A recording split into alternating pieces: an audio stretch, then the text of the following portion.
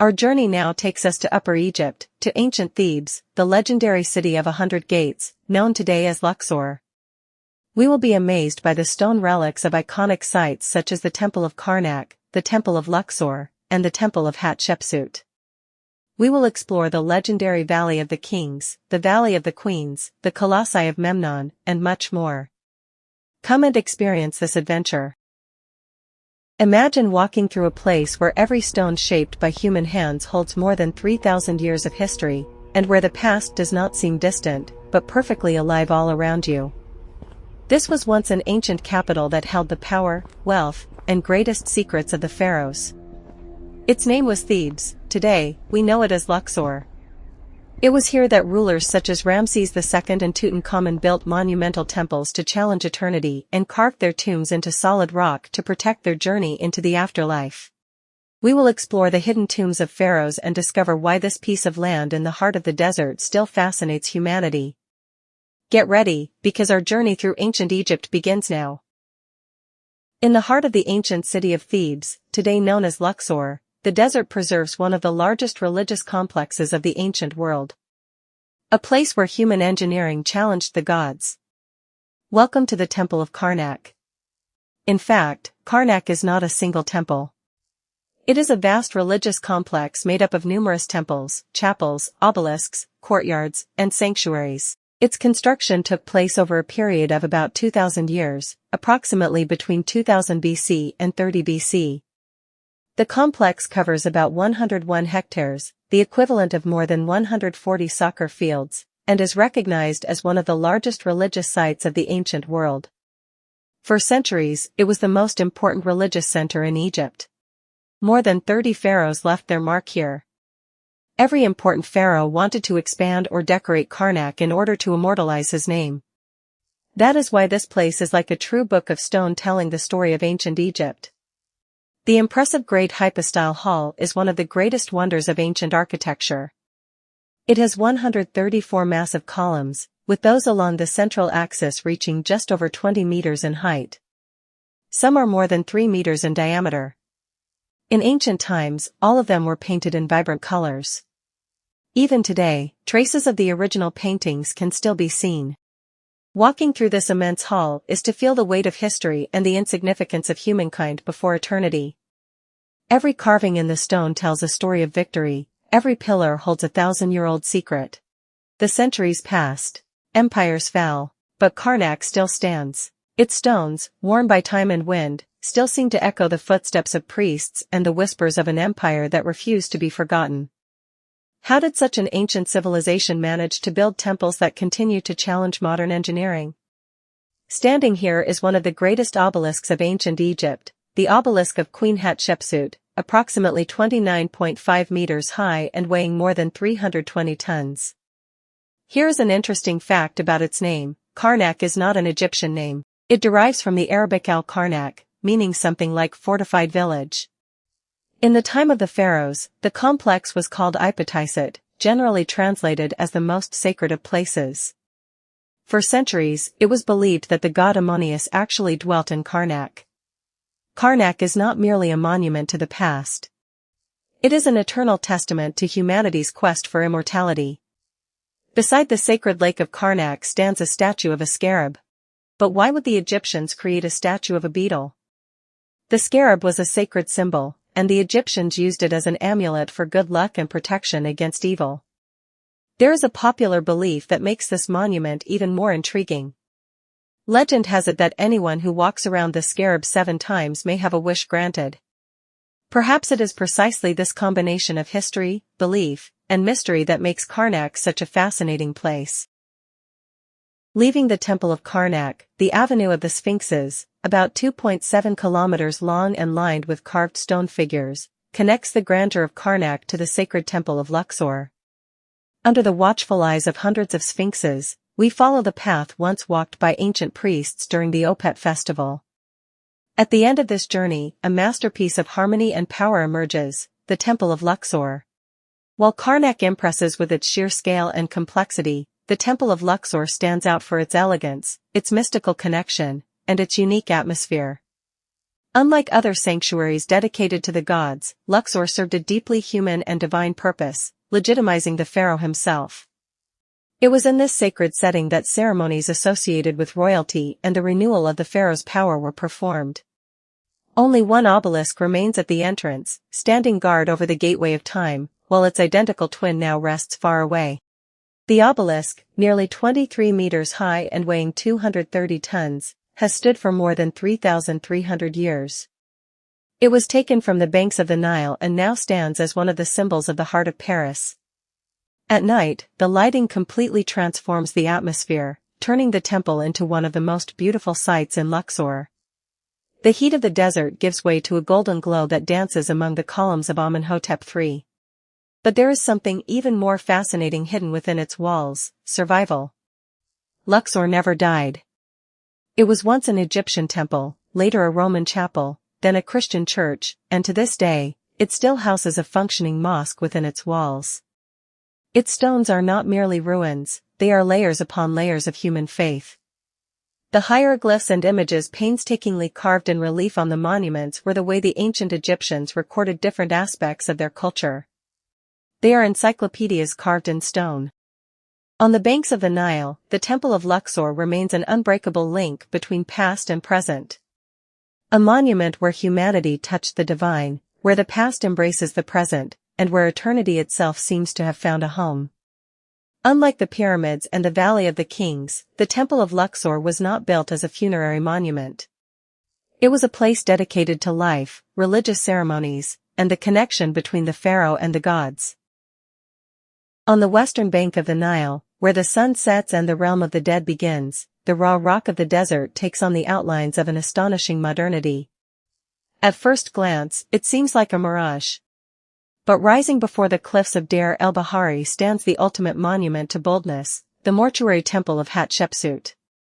More than a masterpiece of ancient architecture, this temple is the reflection of a brilliant mind. In a world ruled by men, Hatshepsut broke the rules of her time. She fully assumed the role of pharaoh, adopting even the symbols and titles traditionally associated with the kings of Egypt. To legitimize her throne, she built this sanctuary of 3 superimposed terraces, connected by immense ramps. A design so symmetrical and advanced that it preceded Greek classicism by more than 1,000 years. But power comes at a price. After her death, they tried to erase her from history. Her cartouches were chiseled away, her statues destroyed, and her name omitted from royal lists by successors who wished to erase the reign of the woman who ruled as pharaoh. For the ancient Egyptians, a name carried profound meaning. Preserving a person's name was, in a way, preserving their existence. To erase a name was an attempt to erase a memory from eternity. Yet the desert and the passage of time guarded her secret. The plan failed. Today, while the identities of her detractors fade into the pages of history, Hatshepsut's masterpiece still stands. Carved into the very heart of the sacred mountain, the temple is not merely a tribute to the Egyptian gods. It is the eternal testament of a ruler who challenged the conventions of her age. Hatshepsut immortalized her name in stone, ensuring that the world would never forget the queen who ruled as a king. It looks unlike any other temple in Egypt. This monument symbolizes the story of triumph of the Queen Pharaoh herself, one of the most powerful women of the ancient world. Under the scorching sun of the western desert lies a valley where time seems to have stood still. Far from the eyes of tomb robbers, protected by a pyramid carved by nature itself, the greatest rulers of Egypt's new kingdom chose this dry valley as their eternal resting place. Welcome to the Valley of the Kings. Despite its name, the Valley of the Kings was not built exclusively for kings. In addition to kings, members of the royal family and other people of high status were also buried here. More than 60 tombs are currently known. The choice of this location was no coincidence. The valley lies on the western bank of the Nile, which was associated with the setting sun and with death. With the Valley of the Kings, the concept of royal burial changed. Tombs were no longer built as visible monuments, as the pyramids had been, but were instead carved deep into the mountains. The threat of tomb robbers contributed to this change. Crossing the entrance of one of these tombs is like crossing the boundary between the world of the living and the realm of Osiris. It also means coming face to face with the curse of the pharaoh. This is the belief that anyone who disturbs the mummy of an ancient Egyptian pharaoh will be cursed and will soon die. One modern version of the so-called curse of the pharaoh claimed that death would strike with its trident those who disturbed the pharaoh's eternal rest. As we descend through these corridors carved directly into the limestone, the gray desert disappears. In its place, vivid colors emerge, having survived for thousands of years. Ceilings painted sky blue and scattered with golden stars, and walls that served as a cosmic map to guide the pharaoh's soul on its journey to immortality. Here, every tomb tells a story of power and transition. But the valley holds more than gold and mummies. It preserves the secrets of sacred rituals, spells from the Book of the Dead, and the silent work of hundreds of artisans who devoted their lives to building palaces for eternity. The golden treasures were taken to museums, but the true magic of the Valley of the Kings remains untouched, lingering in the silence of its stones and the mystery of its tunnels. There is an interesting story behind the figure of Tutankhamun. Tutankhamun's face is practically a symbol of ancient Egypt, yet he is not considered one of the great pharaohs of Egyptian history. His reign was short, and his tomb was relatively modest compared with other royal tombs in the valley. So, what explains his extraordinary fame? Perhaps it has to do with the way his tomb was discovered. It is considered the only royal tomb in the Valley of the Kings to have been found relatively intact. The Valley of the Kings is humanity's greatest underground archive. A place where death was not the end, but the beginning of the greatest journey of all. Not far from the Valley of the Great Pharaohs lies a quiet refuge dedicated to those who once shared the highest levels of power. A place where the desert holds no echoes of battles or territorial conquests, but rather a tribute to love, lineage, and feminine divinity. This is the Valley of the Queens. Here lie the great royal wives, princesses, and young princes of the new kingdom, women who were not merely spectators of power, but central figures in the politics, religion, and diplomacy of ancient Egypt. Their tombs were designed with the same care and ritual complexity, ensuring that their beauty and status would pass through the gates of eternity. It is here that the Sistine Chapel of Antiquity is hidden, the tomb of Queen Nefertari, the beloved wife of Ramses II. As we cross its threshold, Egyptian art reaches its peak. The walls come alive with reliefs of extraordinary delicacy. There, Nefertari appears playing the enigmatic game of Senet, receiving the blessings of Isis and Hathor. While time and tomb robbers have reduced most of these tombs to whispers of the past, the essence of the Valley of the Queens remains untouched. It continues to stand as the ultimate testament that, in ancient Egypt, beauty was not ephemeral, it was the very path to immortality. The Colossi of Memnon are two massive stone statues of Pharaoh Amenhotep III. Standing 18 meters tall, the statues were erected around 1350 BC in front of the ruins of his mortuary temple. As if they were alive, the twin statues were meant to guard the entrance to the mortuary temple. Imagine standing before a statue more than 3,000 years old and, at sunrise, hearing it speak. The colossi became a kind of tourist attraction in antiquity.